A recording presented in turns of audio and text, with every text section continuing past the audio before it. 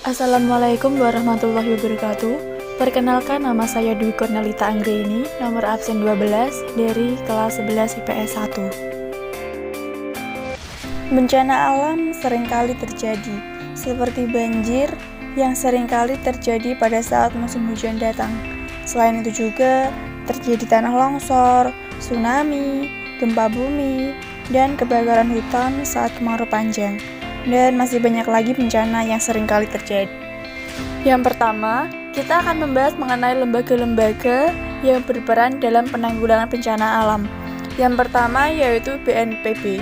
Berdasarkan Undang-Undang Republik Indonesia Nomor 24 Tahun 2007, negara wajib membuat lembaga pemerintahan departemen setingkat menteri yang mengurusi kebencanaan, yaitu Badan Nasional Penanggulangan Bencana atau BNPB, terdiri atas unsur pengarah penanggulangan bencana dan pelaksana penanggulangan bencana. Tugas BNPB sendiri meliputi memberikan pedoman dan pengarahan terhadap usaha penanggulangan bencana yang mencakup pencegahan bencana, penanganan tanggap darurat, rehabilitasi, dan rekonstruksi secara adil dan setara, menetapkan standarisasi dan kebutuhan penyelenggaraan penanggulangan bencana berdasarkan peraturan perundang-undangan, menyampaikan informasi kegiatan kepada masyarakat, melaporkan penyelenggaraan penanggulangan bencana, menggunakan dan mempertanggungjawabkan sumbangan atau bantuan nasional dan internasional, mempertanggungjawabkan penggunaan anggaran yang diterima dari anggaran pendapatan dan belanja negara, melaksanakan kewajiban lain sesuai dengan peraturan perundang-undangan, dan menyusun pedoman pembentukan Badan Penanggulangan Bencana Daerah. Fungsi BNPB sendiri meliputi 1. Perumusan dan penetapan kebijakan penanggulangan bencana dan penanganan pengungsi dengan bertindak cepat dan tepat serta efektif dan efisien. Yang kedua, pengordinasian pelaksanaan kegiatan penanggulangan bencana secara terencana, terpadu, dan menyeluruh. Fungsi unsur pengarah berdasarkan amanat undang-undang adalah merumuskan konsep kebijakan penanggulangan bencana nasional, memantau, dan mengevaluasi dalam penyelenggaraan penanggulangan bencana. Unsur pelaksanaan pada penanggulangan bencana adalah pejabat pemerintah terkait dan unsur masyarakat profesional.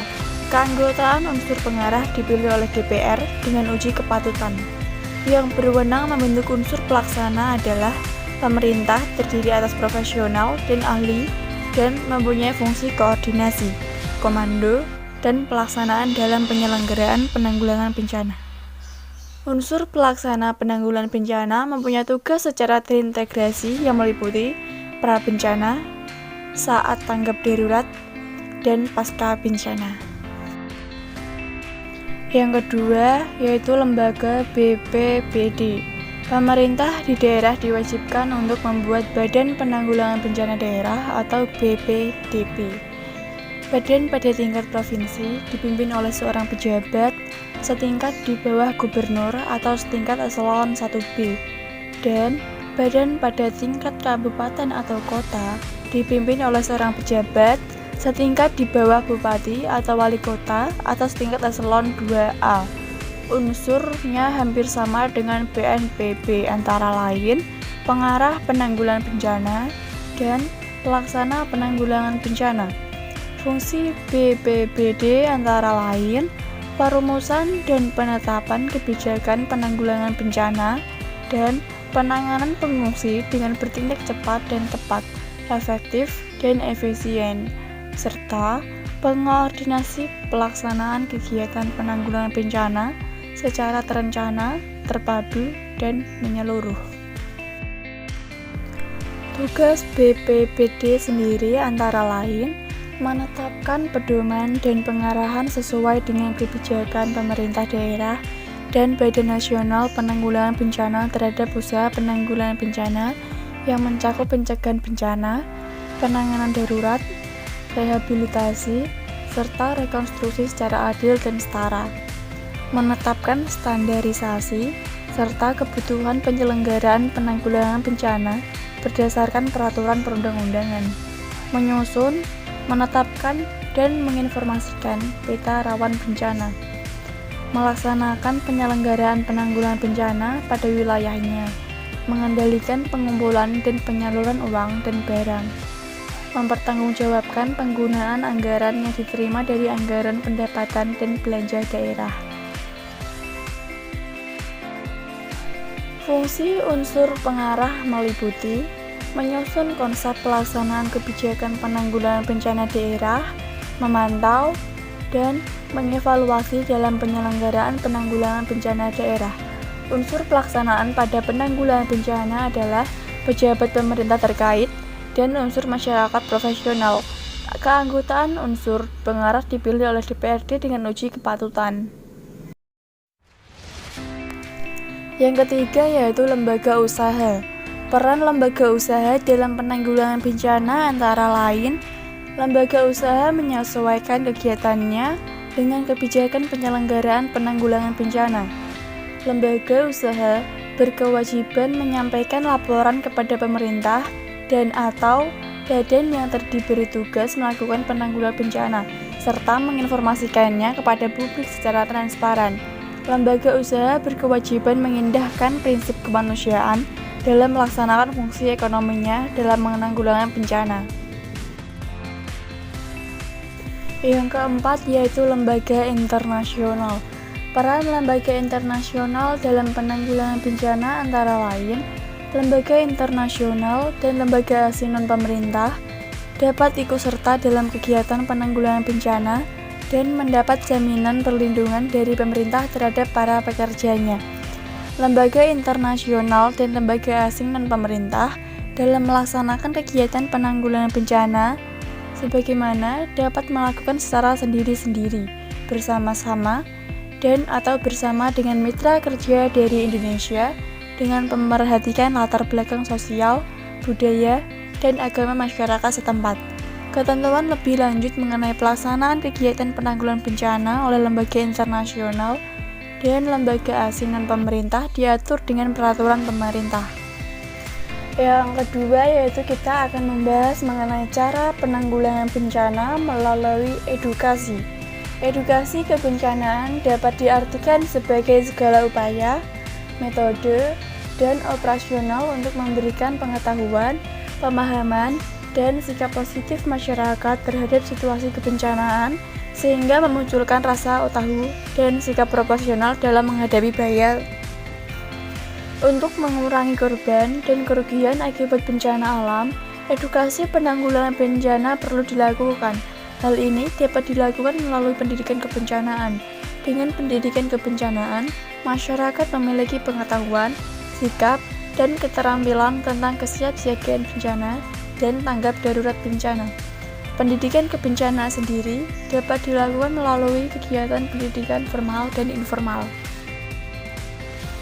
Setidaknya ada 4 hal mengapa edukasi kebencanaan menjadi amat krusial. Yang pertama, memberikan pengetahuan dasar tentang kebencanaan. Kurangnya pemahaman tentang arti kebencanaan menyebabkan sebagian masyarakat tidak sigap dan tidak siaga terhadap kemungkinan bencana yang datang. Yang kedua, edukasi kebencanaan dapat memberikan motivasi dan semangat responsif kepada masyarakat dalam menghadapi situasi kebencanaan. Yang ketiga, edukasi kebencanaan mampu memberikan solidaritas sosial yang selama ini menjadi barang mahal, terutama di masyarakat kota yang individualistik. Yang keempat yaitu, edukasi bencana diharapkan mampu mengurangi dampak dan meminimalisir jatuhnya korban jiwa. Yang selanjutnya yaitu dengan kearifan lokal.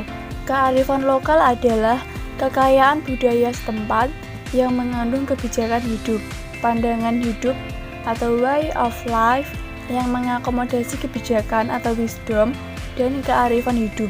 Terkait dengan lingkungan hidup, Undang-Undang Nomor 32 Tahun 2009 tentang perlindungan dan pengelolaan lingkungan hidup mendefinisikan kearifan lokal sebagai nilai-nilai luhur yang berlaku dalam tata kehidupan masyarakat untuk antara lain melindungi dan mengelola lingkungan hidup secara lestari. Kearifan lokal masyarakat Indonesia sangat kaya. Bentuk-bentuk kearifan lokal dapat berupa nilai, norma, kepercayaan, dan aturan-aturan khusus. Beberapa kearifan lokal yang berperan dalam penanggulangan bencana antara lain sebagai berikut. Yang pertama, yaitu nyabruk gunung di lereng Gunung Sindoro dan Sumbing atau ngais gunung di Jawa Barat atau Sengkedan di Bali, merupakan sistem pertanian dengan membuat teras sawah mengikuti kontur gunung. Kearifan lokal seperti ini dapat mencegah terjadinya tanah longsor. Yang kedua, kearifan suku Mentawai di Sumatera Barat dalam melakukan kegiatan perteladangan tidak mengenal sistem tebas bakar. Yang ketiga, semong dalam cerita rakyat Aceh. Semong menjadi semacam mitigasi bencana yang menyerukan kepada penduduk untuk lari ke bukit ketika terjadi gempa. Yang keempat, yaitu tradisi Tanak Ulen suku Dayak Kenyah di Kalimantan Timur yang melarang penduduk untuk menebang pohon, membakar hutan, membuat ladang, dan melakukan aktivitas-aktivitas lain yang menimbulkan kerusakan hutan di dalam wilayah Tanak Ulen.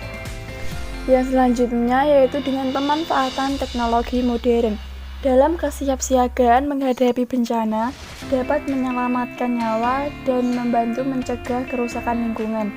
Contoh teknologi modern dalam penanggulangan bencana antara lain teknologi modifikasi cuaca yang telah sering diterapkan untuk penanggulangan bencana asap, kebakaran lahan, dan hutan di sejumlah provinsi di Pulau Sumatera dan Kalimantan. Untuk mendeteksi ada atau tidaknya gelombang tsunami, Indonesia menggunakan sistem Indonesia Tsunami Early Warning System. Bab yang ketiga yaitu kita akan membahas mengenai wujud partisipasi masyarakat dalam mitigasi bencana alam di Indonesia. Masyarakat hendaknya berpartisipasi dalam mitigasi bencana alam di Indonesia. Bentuk partisipasi masyarakat yang dapat dilakukan antara lain yaitu aktif dalam kegiatan identifikasi masalah kebencanaan, memberikan usulan atau pendapat untuk mengurangi risiko bencana, peduli akan upaya untuk mengurangi risiko bencana, menunjukkan kesadaran bahwa permasalahan bencana merupakan tanggung jawab bersama, ikut serta dalam kegiatan pelaksanaan mitigasi bencana, menjaga berbagai upaya mitigasi bencana, dan aktif dalam mengevaluasi berbagai kegiatan mitigasi bencana. Hak yang dimiliki masyarakat yaitu mendapatkan perlindungan sosial dan rasa aman, khususnya bagi kelompok masyarakat rentan bencana, mendapatkan pendidikan, pelatihan, dan keterampilan dalam penyelenggaraan penanggulangan bencana, mendapatkan informasi secara tertulis dan atau lisan tentang kebijakan penanggulangan bencana, berperan serta dalam perencanaan, pengoperasian, dan pemeliharaan program penyediaan bantuan pelayanan kesehatan termasuk dukungan psikososial. Melakukan pengawasan sesuai dengan mekanisme yang diatur atas pelaksanaan penanggulangan bencana. Setiap orang yang terkena bencana berhak mendapatkan bantuan pemenuhan kebutuhan dasar. Kewajiban yang harus dilakukan masyarakat antara lain menjaga kehidupan sosial masyarakat yang harmonis, memelihara keseimbangan, keserasian, keselarasan, dan kelestarian fungsi lingkungan hidup, melakukan kegiatan penanggulangan bencana, dan memberikan informasi yang benar kepada publik tentang penanggulangan bencana. Sekian dari saya. Apabila ada kesalahan, saya mohon maaf. Terima kasih.